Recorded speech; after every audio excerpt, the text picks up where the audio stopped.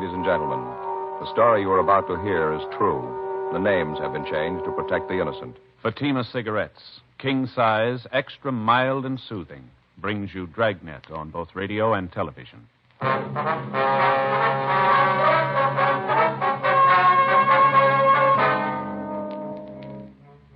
You're a detective sergeant. You're assigned to homicide detail. You get a call that a man has had a heart attack, fallen and fractured his skull. It looks like an accidental death. Your job, investigate. Friends, the name Fatima has always stood for quality. Fatimas are distinctive, with a truly different flavor and aroma. And in king-size Fatima, you get an extra mild and soothing smoke. Plus, the added protection of Fatima quality. Remember, in Fatima, the difference is quality. Because of its quality, its extra mildness, its better flavor and aroma, Fatima continues to grow in favor among king-size cigarette smokers everywhere. Switch to Fatima yourself today. Ask your dealer for Fatima in the bright, sunny yellow pack. King-size Fatima. The difference is quality.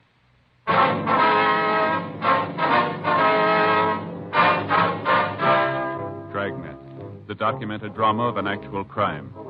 For the next 30 minutes, in cooperation with the Los Angeles Police Department, you will travel step by step on the side of the law through an actual case transcribed from official police files. From beginning to end, from crime to punishment, Dragnet is the story of your police force in action. It was Wednesday, September 4th. It was warm in Los Angeles. We were working the night watch out of homicide detail. My partner's Frank Smith. The boss is Thad Brown, chief of detectives. My name's Friday. It was 10:46 p.m. when we got to 2102 West Francis Avenue. The front door. Yes? Miss Prater? Yes, that's right. Police officers, ma'am. Oh, yes, of course. Come in. Thank you. Well, I'm Sergeant Friday. This is my partner, Frank Smith. How do you do? How do you do, ma'am? How do you do, Mr. Smith? Won't you sit down? Yes, thank you very much. Doctor said you'd be here. Guess he told you about the accident. Yes, ma'am. Well, if there's something you want to know, I guess I can tell you about it. Mm-hmm. Your husband's full name was Alfred Kenneth Prater, is that right? Yes, Alfred Kenneth. I wonder if we could go in, Miss Prater. Yes, he's in the dining room. Yes, ma'am. We just finished dinner, and Alfred got up from the table, said he wanted to see the ball game on television. Excused himself and got up, then all of a sudden he put his hand on his chest and started to stagger. Said something about his heart. Asked me to help him. Yes, ma'am. Go ahead. Well, I jumped up to go to him. He just crumpled and fell. Hit his head on the table. Lay there, didn't move. The doctor said his skull might be fractured. That's what it might have killed him. Did you call the doctor right away? No, I stayed with Alfred. My mother called Dr. Adams. He's her own doctor. When we got here, poor Alfred was gone. Try to take it easy. Dr. Adams, he's the one that called us. Yes, he said he would. Something about a death certificate. I didn't understand it. Well, Miss Prater, maybe you'd like to go into the living room. Yes, please. All right. Can we get you anything? Glass of water, anything? No, I'll be all right. It'll just take a minute. All right. I'm sorry. Yes, ma'am. Just a few more questions. Did your husband have a history of a bad heart, any trouble like this before? Not that I know of. He never said anything about it. He used to work awfully hard, long hours. Well, has your husband been under the care of a physician? No, never was sick. Had a doctor where we used to live. Since we've been here, we haven't had any need for one. Your husband ever give you any indication there was something wrong with his heart? No, if there was something wrong, Alfred would have said something about it. We had no secrets, told each other everything. Married 14 years and never had a single fight that amounted to anything. Wonderful husband. One couldn't ask for anything more. Good provider. Well, who was here when your husband had the accident, ma'am? My mother, she lives with us. Is she here now? Yes, she's in the next room lying down. It's been a trying time, officer. Yes, ma'am. All those years, Alfred and me. When Ray was born, he's 9 now. Happy family. All the neighbors used to tell me how lucky I was, but I knew it. I knew it. Now it's all gone. I wonder if we could speak to your mother, Miss Prater. Yes, of course. I'll get her. Sergeant? Yes, ma'am. She's 55. Hasn't been too well lately, and this whole thing's been quite a shock for her. I'd appreciate it if you'd be as brief as possible. Yes, ma'am. We understand. Mother? Mother, are you awake? Yes, dear. What is it? There are 2 officers out in the living room. They'd like to talk to you. What about? It's about Alfred. Alfred, what about him? I just wanted to ask you some questions. Nothing wrong. I'll tell him I'll be right there. All right, dear. She'll be right out, officers. All right. Thank you, Miss Prater. Can I get you something? A cup of coffee or something? No, not a thing. Thank you. No, ma'am. Thank you very much. If you don't mind, I'd like to make a pot of tea for Mother and myself. Yes, go right ahead. Do you want to come out in the kitchen? We can talk while I put the water on. All right, ma'am. Did you call the coroner, Frank? Yeah, Joe, before we left the office. Should be here any minute now. Have to get a sketch of the room before he removes the body. Yeah. Ray's the one who's going to suffer for it. How's that, ma'am? Poor little kid. He and his father were great friends. I don't know what he's going to do when he really knows what's happened. Well, doesn't the boy know about it yet? Well, yes, he was here when it happened, but I don't think he realizes yet what it means. How old did you say he was, ma'am? 9. He's 9 last month. Where is he now, Miss Prater? He's in his room, asleep. Here's Mother now, officers. Mother? Yes, dear. Mother? This is Mr. Friday and Mr. Smith. They're from the police. My mother, Mrs. Atkins. Hello. How do you do, ma'am? Ellen says there's something about Alfred. Yes, ma'am, that's right. I don't see any need to call the police. Accident, that's what the doctor said. Well, there's no death certificate, ma'am. We have to look into it. It's just routine. Mrs. Prater told us pretty much what we want to know. We'd just like to get your side of it. Sure, I was there, you know. I saw it all. He got up from the table, said he had a heart attack. Well, he wasn't fooling me. I beg your pardon? He wasn't fooling me. I knew. Heart attack. Phooey. I don't understand. He was drunk. Mother. Well, I still think he was, and you ain't going to change my mind. Had Mr. Prater been drinking? No. Well, he maybe had a drink on the way home from work, you know, to relax him a little. Mm-hmm. Relax him. There was no trouble relaxing him. Big thing was to get him off the dime. Laziest man I ever knew. I told her not to marry him. I was against it all the time. I knew his type. Out carousing around. Hanging around in bars. And he'd come home and take it out on poor Ellen and little Ray. Mother, please. Alfred was my husband. He's Ray's father. He's dead. Find a little forgiveness in your heart. That's all I'll find. A little. Officer, I'm not afraid to say what I think. I didn't like him. I never did. As far as I'm concerned, he was no good. Drunken bum, that's all he was. He hated me. He never did like me. Regretted every mouthful of food I ate.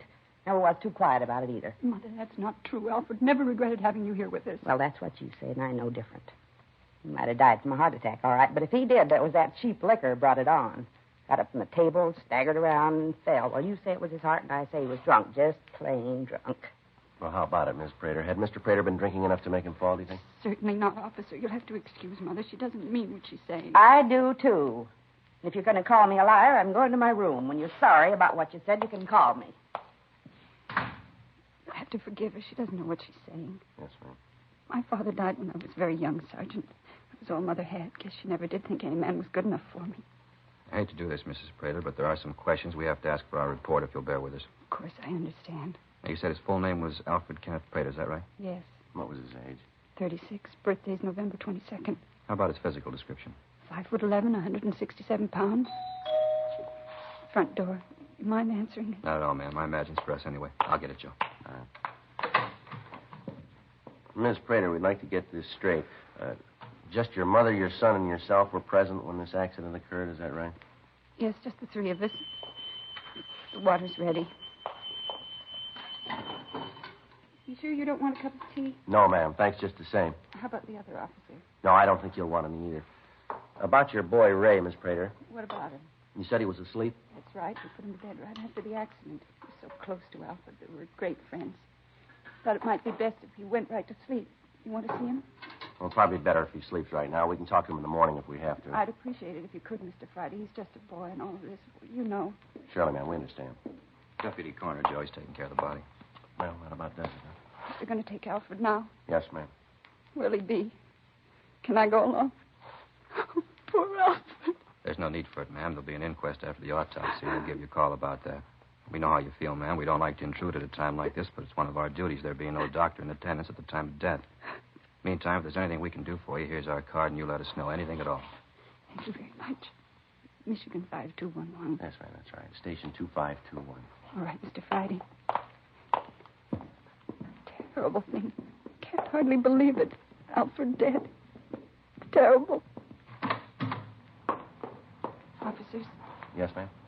I hope you didn't take Mother seriously about Alfred drinking. I know she didn't really mean it. Well, don't worry about it, Miss Prater. We understand. And don't forget to call us if there's anything you need. I won't. Good night, Mr. Friday, Mr. Smith. Good night, ma'am. That's one for you, huh, Joe? Yeah.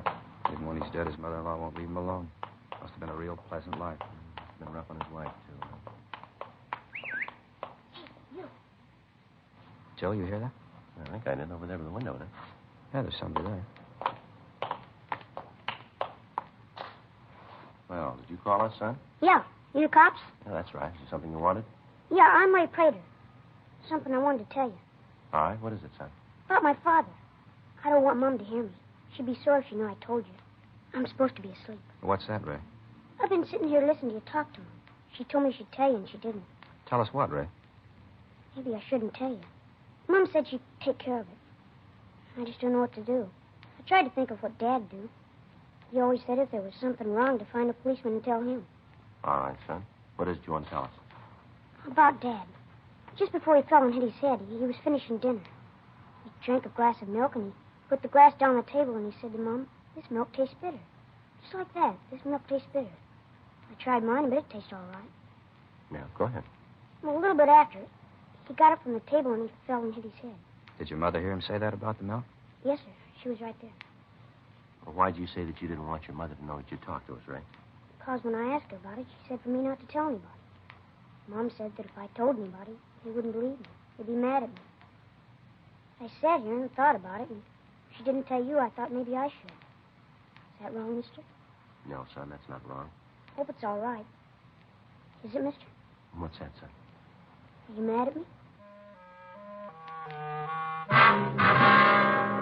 Before we left the house, the incident looked just like another natural or accidental death.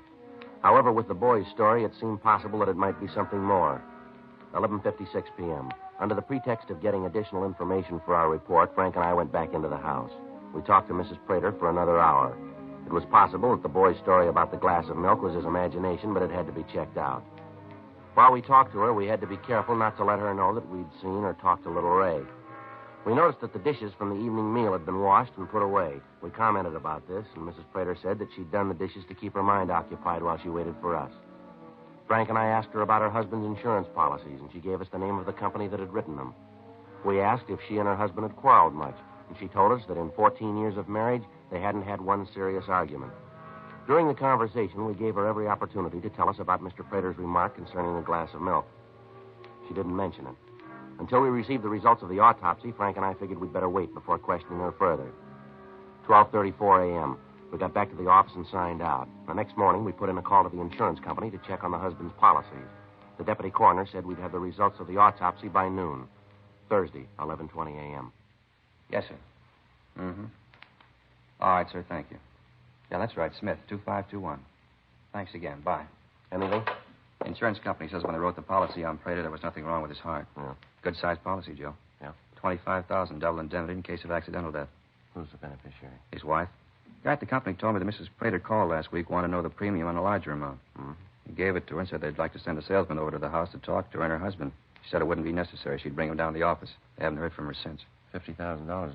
Sure good enough motive, isn't it? Yeah. It's funny about the kid, isn't it? What do you mean? Figuring what his father said about the milk might have meant something. Must have been a tough decision for the little guy to make, whether to tell us or keep quiet. I get it. Homicide, Friday. Yeah, just a second. All right, go ahead. No. Okay, thank you. Abernathy at the coroner's office just finished the autopsy. Anything? Yeah. Considerable amount of poison in the victim's stomach.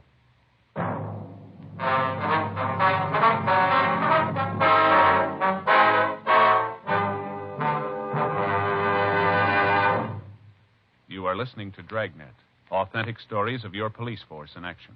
Friends, the name Fatima has always stood for quality. Fatimas are distinctive, with a truly different flavor and aroma. And in king-size Fatima, you get an extra mild and soothing smoke, plus the added protection of Fatima quality. Yes, there's a good reason why Fatima continues to grow in favor among king-size cigarette smokers everywhere. In Fatima, the difference is quality. Quality of tobaccos, the finest Turkish and domestic varieties, extra mild and superbly blended to give you a much different, much better flavor and aroma. Quality of manufacture. Smooth, round, perfect cigarettes. Rolled in the finest paper money can buy. Quality, even to the appearance of the bright, sunny yellow pack, carefully wrapped and sealed to bring you Fatima's rich, fresh, extra mild flavor. So next time, insist on Fatima quality. Look for the bright, sunny yellow pack. Smoke Fatima. the extra mild and soothing king-size cigarette, with the added protection of Fatima quality.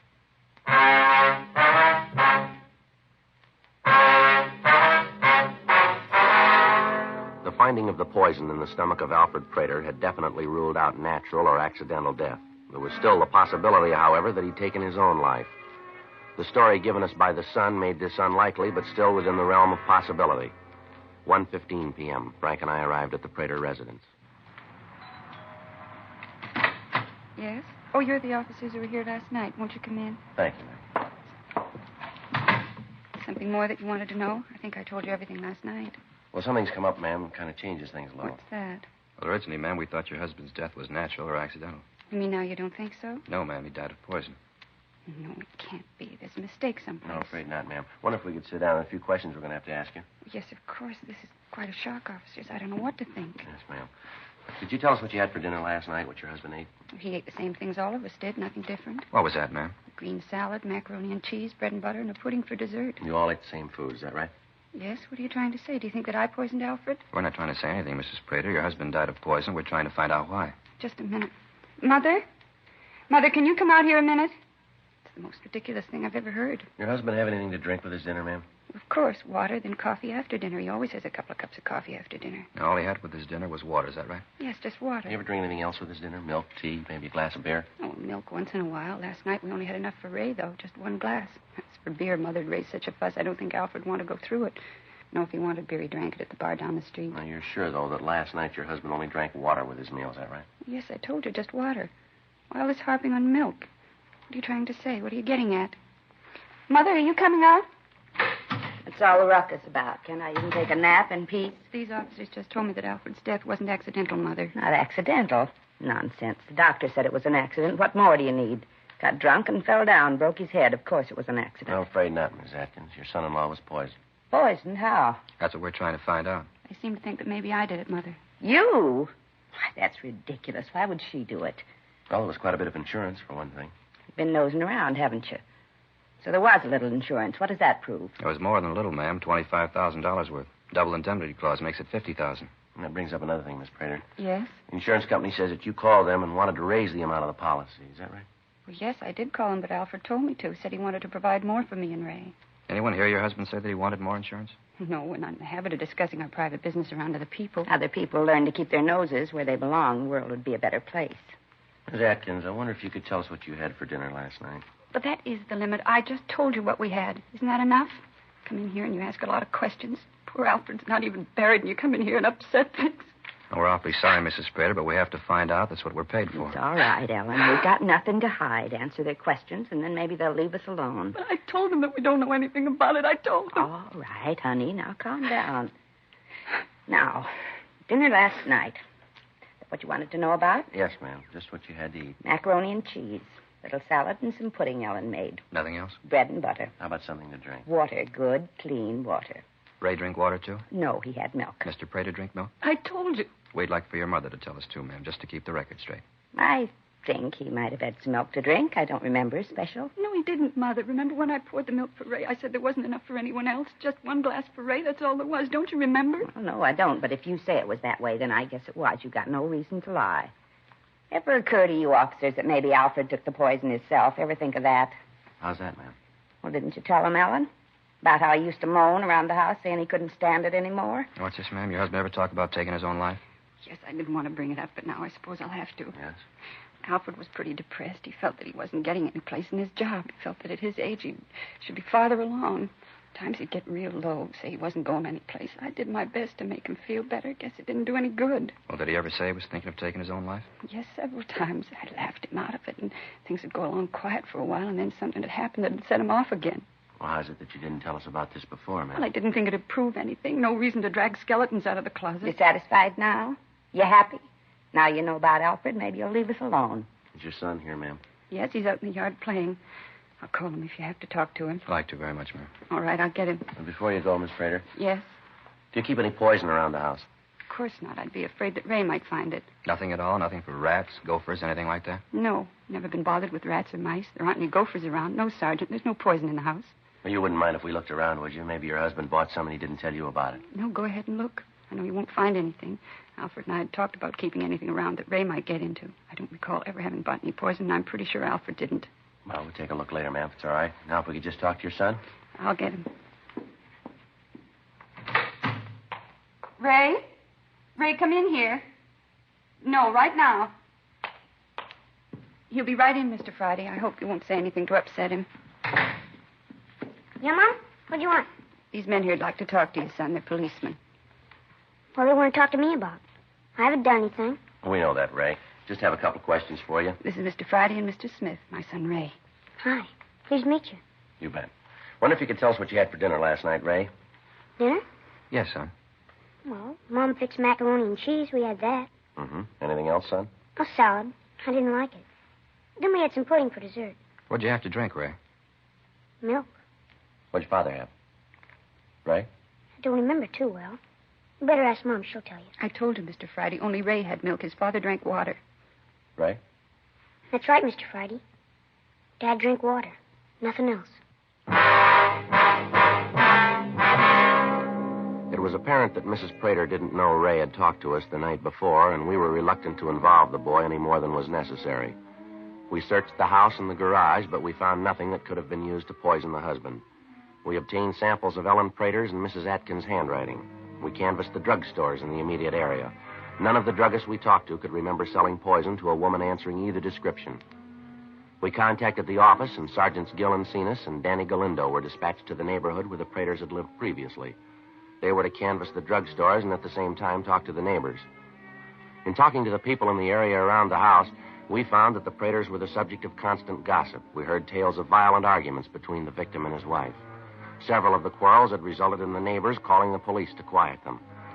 Around the neighborhood, we found out that Mrs. Prater had a violent temper and had had several arguments with her husband in the corner bar. According to the bartender, she accused him of running around. He went on to tell us that as far as he knew, nothing was further from the truth. That Alfred Prater loved his home and his son, and that he took to drinking as an excuse to get away from his wife's nagging. 5:20 p.m. Frank and I checked into the office. Rough day. Yeah, a lot of legwork. Not that so much. Just hoping Cenas and Galindo did better than us. Well, we didn't do too bad. We pretty much proved that what she said about the happy home life wasn't true. I suppose. Without being able to show they were in possession of the poison, we aren't going to be able to prove much. I got it, Joe. Homicide, Smith. Yeah, Gil.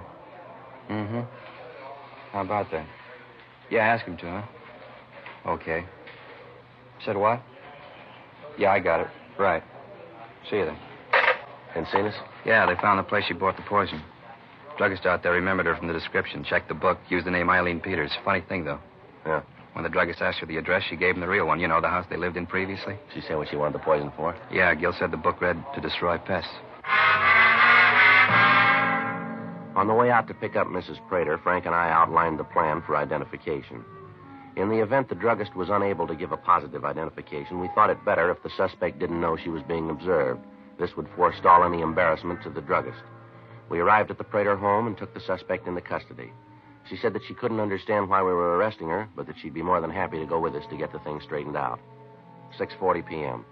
Frank and I talked with Mrs. Prater in the interrogation room. Alfred and I got along perfectly, never a misunderstanding. Well, your neighbors don't bear that out, Miss Prater. What? They said that you two used to fight all the time. Had to call the police a couple of times. They're busybodies, Mr. Friday, busybodies. They were jealous because Alfred and I were so happy. Once in a while we had a little fuss, but nothing worth mentioning. How about the police being called, ma'am? Well, they might have come by when we were playing the radio a little loud, having a party, something like that, but never an argument. And you said your husband didn't drink any milk the night he died, is that right? That's right, I did. Your boy Ray seems to disagree with that. He said that his father did drink some milk, commented on the fact that it tasted bitter. But the little sneak, he's lying, of course, you knew that. Wait a minute, you talked to him. He said that his father drank water, like I said. What are you trying to do, cause trouble between me and my son? No, ma'am. I should hope not. Poor little kid, father dead, and you trying to say that I did it, that I killed Ray's father. You ought to be ashamed of yourself. Yes, ma'am. Frank? Yeah, Joe. It's a little warm in here. You want to open the door for a minute? Yeah, sure. Thank you. Yeah, that's better. It's not too cold on you, is it, Miss Prater? No. Miss Prater, did you ever buy any poison for any purpose? You asked me that before. I told you no then. The answer's the same now. You're sure that you never bought any poison of any type? Absolutely. You ever do any business with a Mr. McLean in your old neighborhood? McLean? Don't recall the name. He's a druggist. No. No, I always bought from Mr. Swenson, little drugstore in the corner near the house. Excuse me, ma'am, will you please? I want to check something down the hall. Yeah, all right, Frank. Listen, maybe you haven't got anything else to do, but I have. So if you'll get this foolishness over with, I'd like to go home. Well, we're almost finished, Miss Prater. Just a couple more things. Well, get him over with. Same one, Joe. He's positive. Mm-hmm. Miss Prater? Yes? Maybe if we lay this thing out for you, it'd be a little better. Anything to get it over with. I want to go home. I got to get dinner for Ray and Mother. All right. In the first place, you told us that you and your husband were happy. The neighbors tell us that you fought all the time. The bartender says that you used to come in there and raise the roof with your husband. That you claim he was going out with other women. So the part about you and your husband being happy is a lie, isn't it? I don't know what you're talking about. Well, you said your husband didn't drink any milk for dinner the night he died. Your son says he did. What's all this about milk, anyway? What's that got to do with it? Well, according to what your son said, it looks like that's what your husband got the poison in, doesn't it? Where would I get poison? I didn't buy any. I told you that. You searched the house and the garage. You didn't find any. We've got the man who sold it to you, Mrs. Prater. He just gave a positive identification. And Don Meyer, our handwriting man, checked the samples of your handwriting with a signature in the druggist's buy book. They're the same. You might have wanted to collect on that insurance policy. Any way you look at it, Miss Prater, the facts point out that you killed your husband. No, why not admit it?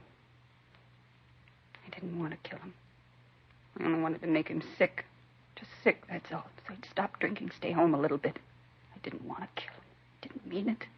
I didn't want the money. I just wanted him home with me. Yes, ma'am. Frank, you want to call the stenographer? Yeah, Joe.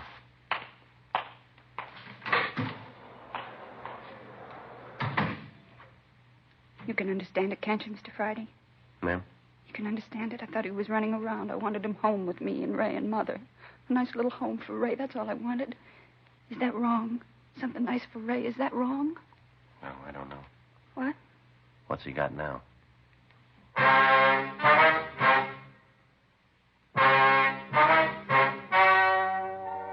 The story you have just heard was true.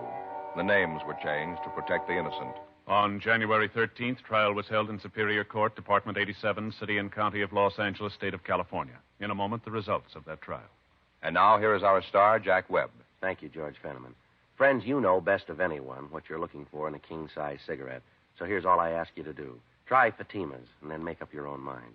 If you're looking for an extra mild and soothing smoke and a really different flavor and aroma, then Fatima is the king-size cigarette for you. Ask for Fatima in the bright, sunny yellow pack. King-size Fatima. The difference is quality.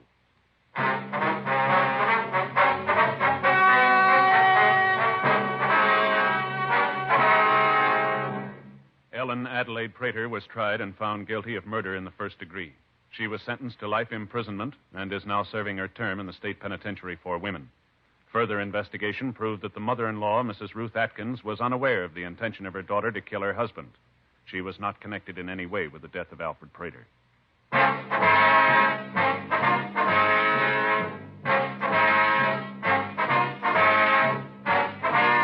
You have just heard Dragnet, a series of authentic cases from official files. Technical advice comes from the Office of Chief of Police W.H. Parker, Los Angeles Police Department. Technical advisors, Captain Jack Donahoe, Sergeant Marty Wynn, Sergeant Vance Brasher. Heard tonight were Herb Ellis, June Whitley, Sammy Ogg, Virginia Gregg. Script by John Robinson. Music by Walter Schumann. Hal Gibney speaking. King Size Fatima has brought you Dragnet, transcribed from Los Angeles.